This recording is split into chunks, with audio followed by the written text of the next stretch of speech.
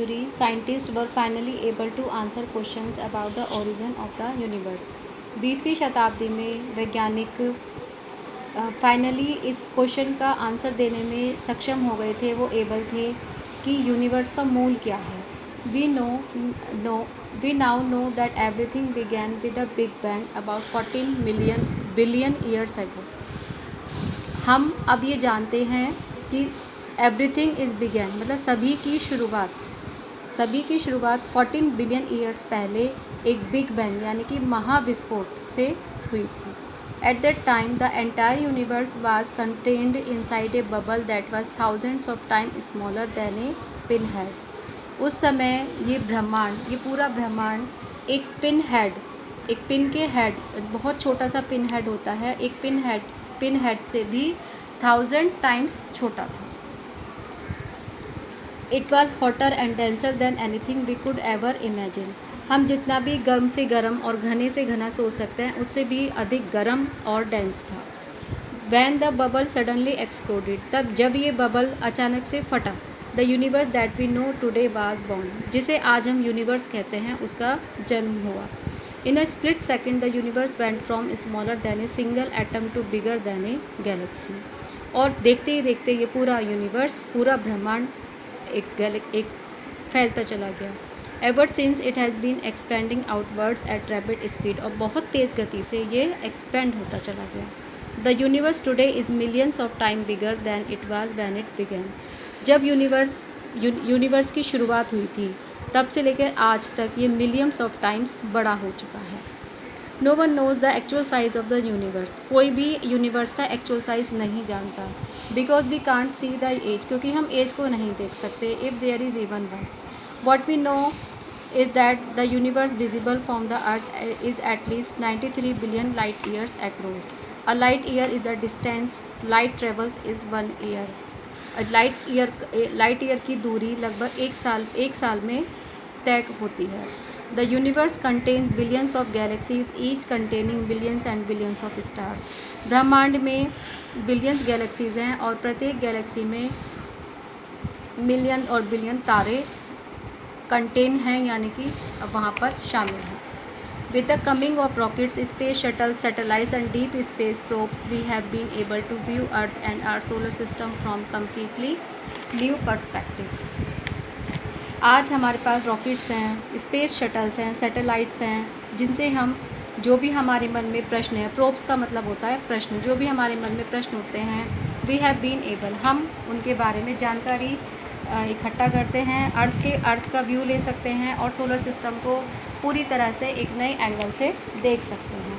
The first living creature to orbit our planet in 1957 was Laika, a 2-year-old terrier from Moscow. सबसे पहले जो living creature planet में भेजा गया था, वो भेजा गया था 1957 में. उसका नाम था लाइका, जो कि एक रशियन डॉग था.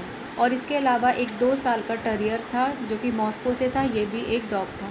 तो इसको आप अच्छे से याद कर लें, ये 1 वर्ड क्वेश्चन में यूज़ हो सकता है आपके लिए. मैं फिर से रिपीट कर रही हूँ. The first living creature to orbit our planet in 1957. सबसे पहले जो लिविंग क्रिएचर प्लेनेट में भेजा गया था, वो 1957 में भेजा गया था, जिसका नाम, जो दोनों ही डॉग्स थे, एक रशियन था जिसका नाम लाइका था और एक मॉस्को से था जिसका नाम टेरियर था. The first human Russian cosmonaut Yuri Gagarin followed Laika into orbit 4 years later. इसके 4 साल बाद सबसे पहले जब मानव को प्लेनेट में भेजा गया था, वो रशियन कॉस्मोनॉट थे, उनका नाम था Yuri Gagarin. We now turn our attention to the moon, and in 1969 the United States landed 2 astronauts on the lunar surface, Neil Armstrong and Edwin Buzz Aldrin. इसके बाद हमारी अटेंशन मून की तरफ हुई और 1969 में यूनाइटेड स्टेट्स ने 2 astronaut को ल्यूनार सरफेस यानी कि मून पर लैंड किया. उनका नाम था नील आर्मस्ट्रॉन्ग और Edwin Buzz Aldrin. This was followed by 5 other moon landing. इसके बाद 5 और मून लैंडिंग्स की गई. Shortly thereafter manned space station began glittering in the sky. इसके बाद तो वहाँ पर मानव ने स्पेस स्टेशन में वहाँ पर मानव की एक तरह से मानव यात्रा शुरू हो गई आसमान में. Since the late 1970s, several unmanned space probes have been sent out to explore our solar system. 1970 में बहुत सारे अनमैन्ड यानी कि जिनमें जो मानव रहित स्पेस शटल थे वो स्पेस में भेजे गए और उन्होंने हमारे सोलर सिस्टम के बारे में बहुत सारे प्रश्नों के उत्तर लेकर आए. Spacecraft have landed on half a dozen worlds while rovers have driven over the surfaces of the moon and Mars. इसके बाद बहुत सारे स्पेसक्राफ्ट को मून और मार्स पर भेजा गया, उनकी सतह पर भेजा गया, ये जानने के लिए कि क्या वहाँ पर भी जीवन की संभावना है.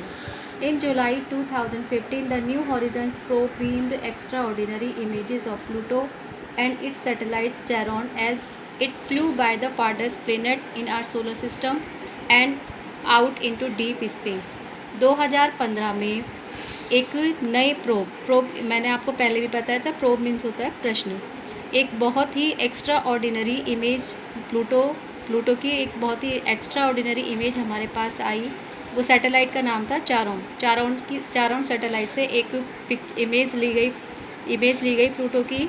और इसमें ये देखा गया कि एक प्लेनेट है जो कि बहुत ही तेज़ी से सोलर सिस्टम से अलग होता जा रहा है और एक आउट इनटू डीप स्पेस और एक गहरे अंधकार में चला गया है. उस प्लेनेट का नाम था प्लूटो. पहले जो प्लेनेट थे वो 9 गिने जाते थे. यही कारण है कि अब 8 प्लेनेट बताए जाते हैं. A flood of information is received from these probes as well as space observatories such as the Hubble Space Telescope.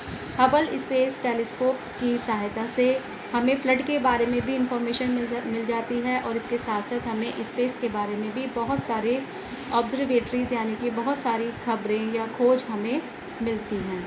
Astronomers and scientists are making startling new discoveries about our universe. Astronomers और वैज्ञानिकों ने बहुत सारी खोज universe के बारे में बहुत सारी खोज की है. They have been able to answer some of the question that have puzzled us for Melania.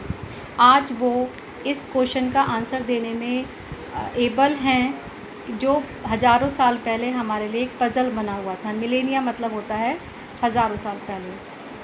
Where do we come from and how did it all begin. इन्हीं दोनों क्वेश्चन से इस चैप्टर की शुरुआत हुई थी. तो आप इन लाइंस पे थोड़ा ध्यान दें कि इन्हीं से इस चैप्टर की स्टार्ट हुआ था और इन्हीं पर ये चैप्टर फिनिश हो रहा है. हज़ारों साल पहले जो मानव के दिमाग में जो क्वेश्चंस थे, अब मानव उनका आंसर देने में एबल है कि हम कहाँ से आए हैं और कहाँ से इसकी शुरुआत हुई. In time, perhaps after further exploration of the universe, we may finally get the answer to the remaining mystery. Is someone out there? अब एक क्वेश्चन हमारे लिए अभी भी है जिसका आंसर अभी भी हमारे वैज्ञानिकों को नहीं मिला है. वो है कि क्या हम इस ब्रह्मांड में अकेले हैं या कोई और भी है जो हमारे साथ इस ब्रह्मांड में रहता है. हो सकता है कि शायद धीरे धीरे जैसे जैसे हम यूनिवर्स के बारे में और अधिक जाने तो हमें इसका भी आंसर मिल जाए. I hope you will understand well. Thank you.